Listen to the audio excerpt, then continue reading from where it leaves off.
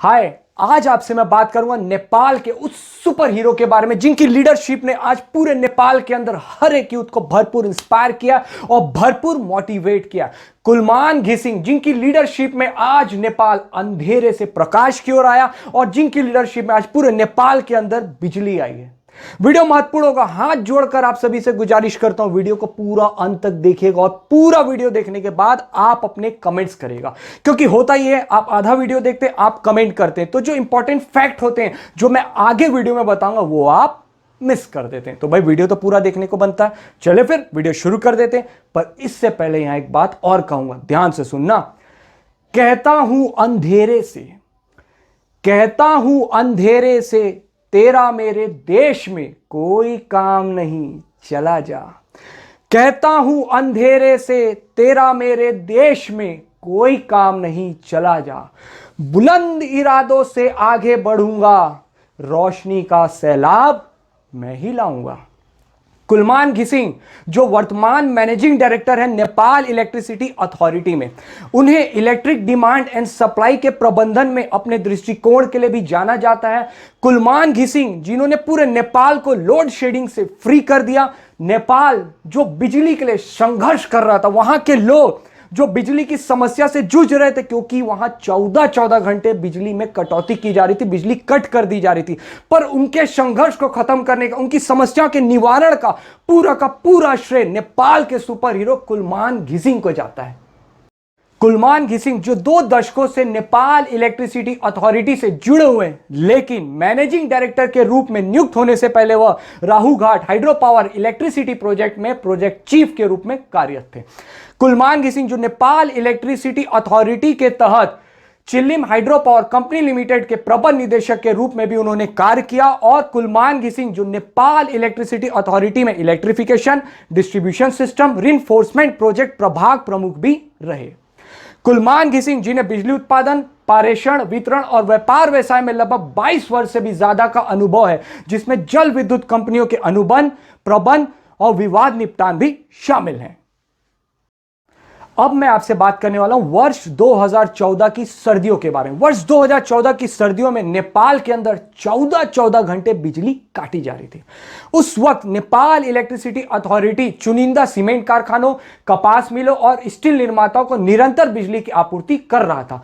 यह भी कहा जाता है कि उस समय नेपाल इलेक्ट्रिसिटी अथॉरिटी के प्रबंधक Mukesh Raj Kafle Reliance spinning mill, Triveni spinning mill, Hullas steel, Shivam cement और सर्वोत्तम सीमेंट और विराटनगर के 6 जूट मिलों को 50 मेगावाट बिजली बेचते थे, जिसकी वजह से मानसून में लोड शेडिंग शुरू हुई थी। इनफैक्ट यह भी कहा जाता है कि नेपाल में केपी शर्मा ओली और अन्य प्रधानमंत्रियों के कार्यकाल में लोड शेडिंग और बिजली की कमी यह समस्या बनी हुई थी। उस समय के तत्कालिक प्रधानमंत्री प्रचंड ने जनार्दन शर्मा प्रभाकर को ऊर्जा मंत्री के रूप में नामित किया। प्रभाकर जो पहले विधानसभा खाता समिति के तत्काल अध्यक्ष के रूप में भी उन्होंने कार्य किया था। कुलमान घिसिंग जिन्हें अगस्त 2016 को ऊर्जा मंत्री जनार्दन शर्मा के द्वारा नेपाल इलेक्ट्रिसिटी अथॉरिटी के नेतृत्व करने के लिए नियुक्त किया गया था।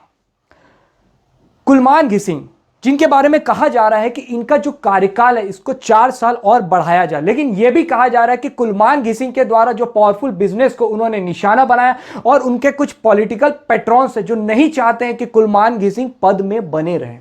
लेकिन आज नेपाल का हर एक नागरिक, नेपाल का हर एक यूथ उनको प्रेरणा का स्रोत मानता है, उनसे इंस्पायर होता है, उनसे मोटिवेट होता है, उनसे कुछ ना कुछ लर्न कर रहा है, सीख रहा है। हर कोई यह चाहता है नेपाल का कि जो कुलमान घिसिंग है वो अपनी पावरफुल लीडरशिप को कंटिन्यू करें। हर कोई चाहता है कि वो अपने पद में बने रहे। देखिए क्या होता है जब कोई व्यक्ति भीड़ से अलग कुछ करता है, जब कोई व्यक्ति लोगों की सोच से परे ऊपर जाकर कुछ अलग करता है, तो उस व्यक्ति के खिलाफ एक्सटर्नल क्रिटिक या फिर आप कहें बाहरी आलोचक खड़े हो जाते हैं। यही सिचुएशन आज कुलमान घिसिंग के साथ है। लेकिन कुलमान घिसिंग की पावरफुल लीडरशिप में जो नेपाल है वो अंधेरे से प्रकाश की ओर आया और निरंतर आगे आ भी रहा है। कुलमान घिसिंग एक ऐसे इलेक्ट्रिकल इंजीनियर जो इस बात को भली भांति जानते थे कि नेपाल के जो उपभोक्ता हैं वो बिजली की कमी से पीड़ित हैं। इसलिए उन्होंने हाइड्रो पावर प्रोजेक्ट में तेजी लाई जो स्थानीय लोगों का सामना कर रही थी, जिन्होंने ट्रांसमिशन लाइन के निर्माण में भी बाधा डाली थी। और कुलमान घिसिंग जो भारत से बिजली को उन्होंने इंपोर्ट भी किया विंटर शॉर्टफॉल को मीट करने के लिए, और मानसून अधिशेष के दौरान उन्होंने बिजली को निर्यात भी किया।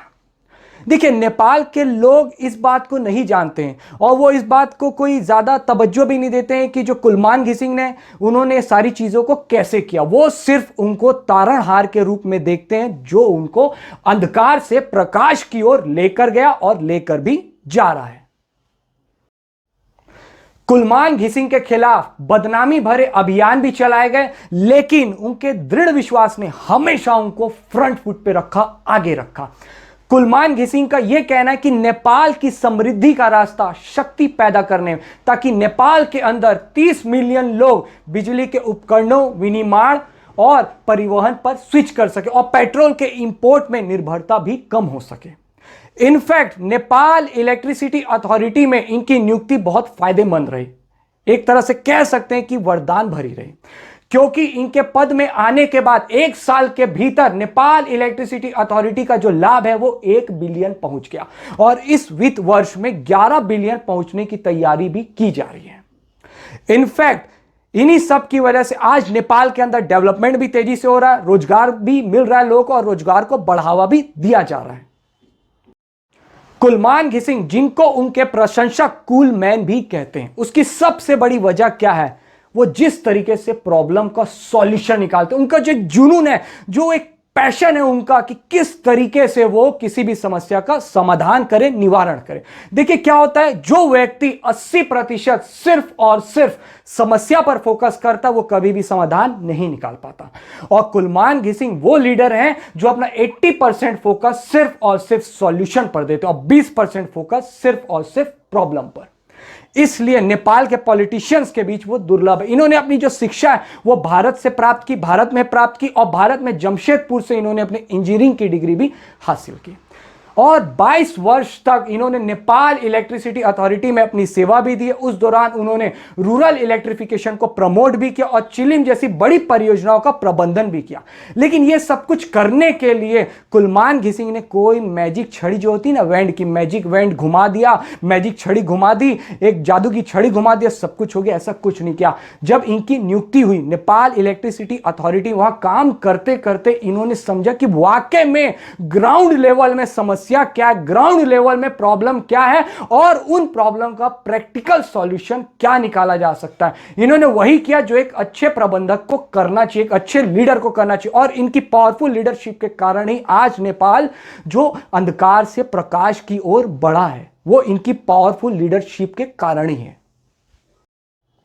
इनफैक्ट पिछले साल कुलमान घिसिंग रसुआ में व्यक्तिगत रूप से स्थानीय ठेकेदारों को धमकी देने के लिए भी पहुंचे थे, जो त्रिशूली नदी में बिजली संयंत्रों द्वारा उत्पन्न बिजली को खाली करने और महत्वपूर्ण सब स्टेशन के निर्माण में देरी कर रहे थे। संपर्ककर्ताओं से बात करते हुए और संपर्ककर्ताओं को परेशान करते हुए उनका एक वीडियो जो है वो सोशल मीडिया में वायरल हो गया था, जिसकी वजह से उनका जो सार्वजनिक सम्मान है उसको और बढ़ाया गया, उनका जो सार्वजनिक सम्मान है वो और बढ़ गया। डियर फ्रेंड्स, इस वीडियो में जो भी डिटेल्स मैंने आप सभी के साथ शेयर किया, उम्मीद करता हूं कि वीडियो आपको पसंद आया होगा और अगर वीडियो आपको अच्छा लगा तो इसको भाई ज्यादा से ज्यादा लाइक करिएगा, शेयर करिएगा और हाँ भाई कमेंट जरूर करिएगा और उससे भी ज्यादा इंपॉर्टेंट चैनल को सब्सक्राइब कर देना और बेल आइकन दबा के उसको ऑल कर देना। मुझे इतने धैर्यपूर्वक और इतने अच्छे सुनने के लिए आप सभी का बहुत बहुत धन्यवाद।